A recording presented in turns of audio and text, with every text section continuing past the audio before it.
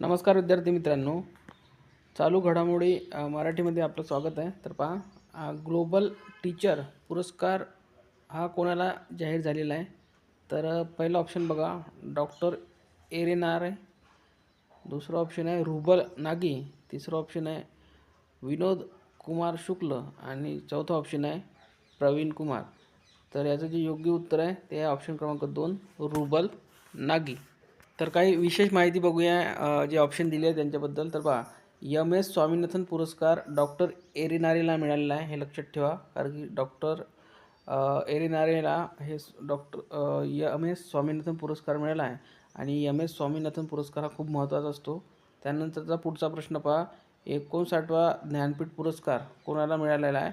तो विनोद कुमार शुक्ल यांना मिळालेला आहे.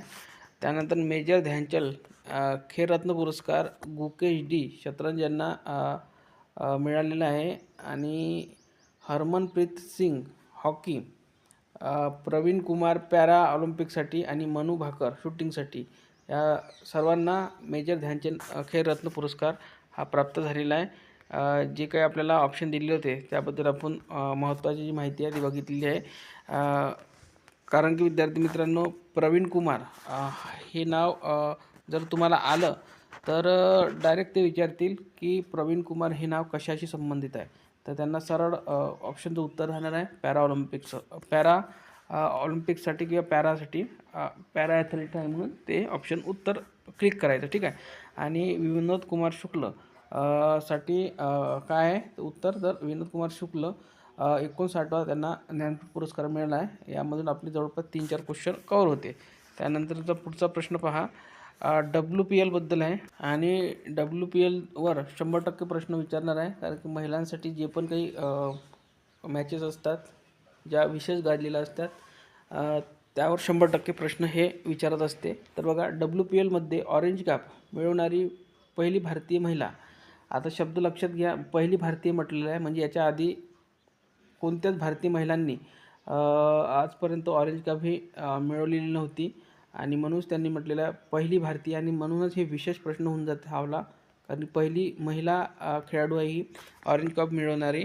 तर पहिली भारतीय कोण आहे म्हटलं, आणि ते पण महिला म्हटलेलं आहे, ठीक आहे, लक्षात घ्या. तर स्मृती मंधाना पहिला ऑप्शन आहे, दुसरा आहे हरमनप्रीत कौर आहे, तिसरा आहे शेफाली वर्मा आहे आणि चौथा ऑप्शन जे आहे ते हरनील देओल आहे. तर याचं जे उत्तर आहे ते आहे स्मृती मंधाना. आता जेवढे पण ऑप्शन दिले आहे त्याबद्दल आपण काही विशेष माहिती बघूया विद्यार्थी मित्रांनो. आपलं ऑप्शनचं उत्तर आहे स्मृती मंधाना. आता बघा, हरमनप्रीत कौर ह्या आपल्या भारतीय टीमच्या कॅप्टन आहे, ठीक आहे. हरमनप्रीत कौर ह्या भारतीय टीमचे कॅप्टन आहे. उपकॅप्टन म्हणजे उपकर्णधार आहे स्मृती मंधाना, ठीक आहे. आता जे ऑप्शनचं उत्तर आहे ते स्मृती मंधाना आहे आणि उपकॅप्टनसुद्धा स्मृती मंधाना आहे. तर आपल्याला डायरेक्ट विचारू शकते की स्मृती मंधाना हे कोण आहे, किंवा भारतीय महिला क्रिकेट टीमचे कर्णधार किंवा कॅप्टन कोण आहे म्हणून. तर अशा प्रकारे या प्रश्नाचं आपण थोडंफार माहिती बघितली आहे, जे पेपरमध्ये विशेष करून विचारले जाऊ शकते. आणि 100% असे प्रश्न 100% पेपरमध्ये येतातच. तर कोल्हापूरच्या नेक्स्ट प्रश्न पहा, कोल्हापूरच्या प्रश्न क्रमांक 3, कोल्हापूरच्या महापौर कोण? आता महापौर सध्याच निवडणूक झाली आहे आणि त्यावर प्रश्न हे 100% विचारणार म्हणजे विचारणार. तर पहिलं जे ऑप्शन आहे ते रूपा राणी निकम आहे, दुसरं जे ऑप्शन आहे ते अक्षय जरंग आहे, तिसरं जे ऑप्शन आहे ते रितू तावडे आहे आणि चौथं जे ऑप्शन आहे सुजाता सूरज पाटील आहे. आता आपण याचं जे उत्तर आहे ते आहे रूपा राणी निकम हे उत्तर आहे. आणि याबद्दल जेवढे पण जे ऑप्शन आहे, अक्षरा जरग, रितू तावडे, याबद्दल माहिती बघूया. तर रितू तावडे या बृहन्मुंबई म्हणजे मुंबईसाठी महापौर झालेले आहे.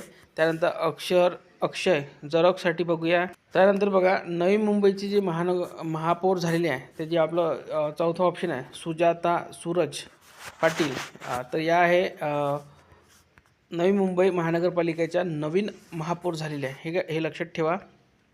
त्यानंतरचा नेक्स्ट प्रश्न पहा, 4 स्टोर्स ऑफ डेस्टिनी आत्मचरित्र कोणाचे आहे म्हटलेलं.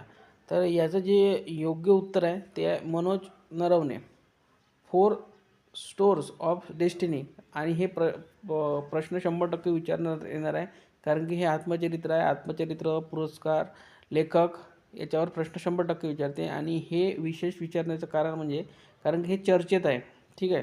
तर हे 100% लक्षात ठेवा. 4 स्टोर्स ऑफ डेस्टिनी हे मनोज नरवणे यांचं आत्मचरित्र आहे.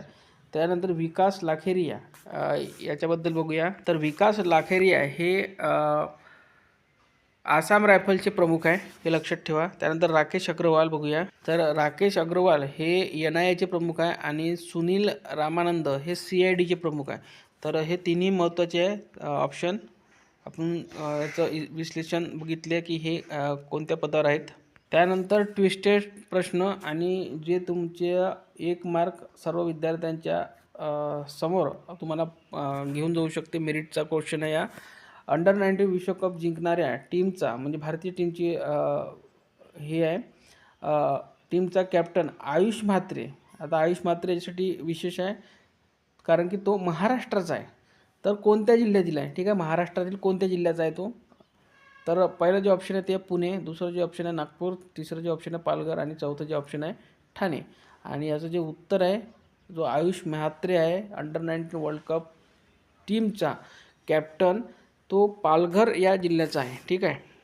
तर अंडर-19 वर्ल्ड कपबद्दल आपण काही महत्त्वाचे पॉईंट बघूया जे पेपरमध्ये 100% विचारू शकते. तर विजेती टीम जी आहे ती आपली भारत आहे. उपविजेतासुद्धा विचारतात तर इंग्लंड, हे लक्षात ठेवा. त्यानंतर भारताने आतापर्यंत किती वेळा विश्वकप अंडर-19 विश्वकप जिंकलेला आहे. तर आतापर्यंत 6 वेळा भारताने जिंकलेला आहे, आकडा लक्षात ठेवा.